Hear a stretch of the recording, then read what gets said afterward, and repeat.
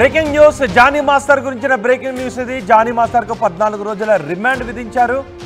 అయితే కేసుతో నాకు ఎలాంటి సంబంధం లేదు అని జానీ చెప్పారు అని జానీ అడ్వకేట్ చెప్తున్నారు. తప్పుడు కేసు పెట్టారు అని జడ్జితో జానీ చెప్పారు అని అడ్వకేట్ అన్నారు. ప్రస్తుతం 14 రోజులు రిమాండ్కి పంపించారు. జానీకి ఆరోగ్యపరంగా ఎలాంటి సమస్యలు లేవు. దోషిగా తేలితే లైఫ్ టైం శిక్ష పడే అవకాశం ఉంటుందని అడ్వకేట్ చెప్తున్నారు. పోలీసులు ఛార్జ్షీట్ ఫైల్ చేయలేదు. బెయిల్ వచ్చే అవకాశం ఉంది, కానీ జడ్జిపై ఆధారపడి ఉంటుంది అని అడ్వకేట్ చెప్తున్నారు.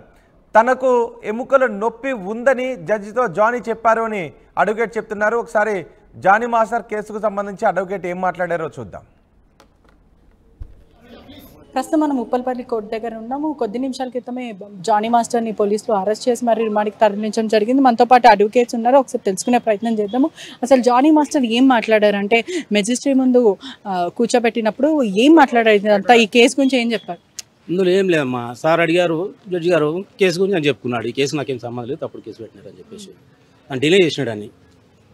అంటే మొత్తం మీద కూడా భయప్రాంతులకు గురైనట్టు చాలా ప్యానిక్గా ఉన్నాడు అంటూ బయట అయితే వస్తుంది. ఒకవైపు కూడా ఇదంతా ఫేక్ కేసు అని చెప్పి ప్యానిక్ అవుతారు కదమ్మా, అది భయపడతారు కదా ఆయన అట్లా. యాక్చువల్లీ పోలీసులు ఇప్పుడు ఆర్సిటీ రిమాండ్ చేసినారు, అతను మెడికల్కి పంపించినారు, కోర్టులో ప్రొడ్యూస్ చేసినారు.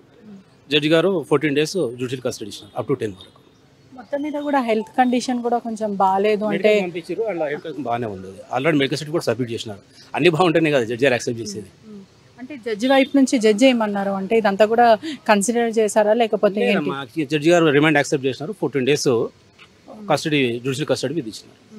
ఒకవైపు కూడా రేప్ కేసుతో పాటు పోక్సో కేసు కూడా మంజూరు చేయడం అయితే జరిగింది. ఆ ఫైల్లో మొత్తం మీద చూసుకుంటే కూడా ఒకవేళ గిల్టీ ప్రూవ్ అయితే, అదేవిధంగా తప్పు చేశాడు అని తెలిస్తే ఎటువంటి శిక్షలు పడే అవకాశాలు ఉన్నాయి. ఒకవేళ శిక్షలు పడినప్పటికీ కూడా ఇది ఫేక్ కేసు కింద కూడా ఒకవేళ తను మహిళ ఎవరైతే బాధితురాలు ఇప్పుడు మనం భావిస్తున్నామో ఇది ఫేక్ కేసుగా ఒకవేళ మంజూరు అయ్యి ఉంటే తనకి ఎటువంటి శిక్షలు పడే అవకాశం, తన మీద ఏమైనా కోర్టు చర్యలు తీసుకుంటారు? గిల్టీ అయితేనా? యాక్చువల్లీ యాజ్ పర్ లా ప్రకారం అయితే లైఫ్ ఓన్ పనిష్మెంట్. ప్రూవ్ అయితే లైఫ్ పడవచ్చు, ప్రూవ్ కాకపోతే అక్విటల్ కూడా కావచ్చు. అది కేసు మెరిట్స్ మీద ఉంటుంది, కేసు ఎవిడెన్స్ మీద దాన్ని డిపెండ్ అయి ఉంటుంది. అసలు జానీ మాస్టర్ మెజిస్ట్రేట్ ముందు కూర్చున్నప్పుడు ఏమన్నాడు, అసలు ప్రధానంగా క్వశ్చన్స్ ఏమన్నా చెప్పాడు? ఈ కేసు నాకు సంబంధం లేని చెప్పి తప్పుడు కేసు పెట్టారు అంటే ఏమని తప్పుడు కేసు అంటే ఎవరు పెట్టారు, దీని వెనకాల ఇండస్ట్రీయా లేదంటే పొలిటికల్ ఎజెండా ఇటువంటివి ఏమన్నా ఉండొచ్చు. ఆయన చెప్పింది అయితే ఒప్పుకోలేదు, మీ నేరం నాకు సంబంధం లేని చెప్పినారు. ఒకవైపు కూడా 376 అనేది కూడా పెద్ద కేసు, దాని తర్వాత కూడా ఇటువంటి కేసులు ప్రూవ్ అయితే ఎటువంటి శిక్షలు పడతాయి? లైఫ్ పడుతుంది అమ్మా, ప్రూవ్ అయితే లైఫ్ పడుతుంది. మనం చెప్పడానికి కూడా ఎంత పడుతుంది అని చెప్పడానికి లేదు, లా ప్రకారం అయితే లైఫ్ ఉన్నది. 506 మరియు 323 కేసుల కింద కూడా ఉన్నాయి.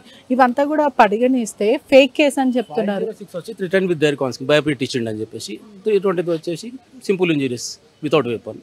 అంటే ఈ కేసెస్ అంటే ఇప్పుడు తను ఎవరైతే బాధితురాలు ఉన్నారో తను పూర్తిగా ఎవిడెన్స్ ప్రొవైడ్ చేసిందని అంటారు. ఏ విధంగా ఇప్పుడు చెప్పడానికి లేదు, ఇంకా ఎవరు పోలీసులు ఇంకా చార్జ్ ఎవిడెన్స్ ప్రొడ్యూస్ చేయలేదు, ఇంకా చార్జ్ ఫైల్ ఇప్పుడు ఏంటో చెప్పడానికి ఉంటారు, ఇప్పుడేం చెప్పడానికి ఉండదు. ఇప్పుడు ఓన్లీ రిమాండ్ చేసినారు, వాళ్ళని అలిగేషన్ వచ్చింది కంప్లైంట్ మీద, అరెస్ట్ చేసి రిమాండ్ చేసినారు, యాక్సెప్ట్ అయింది.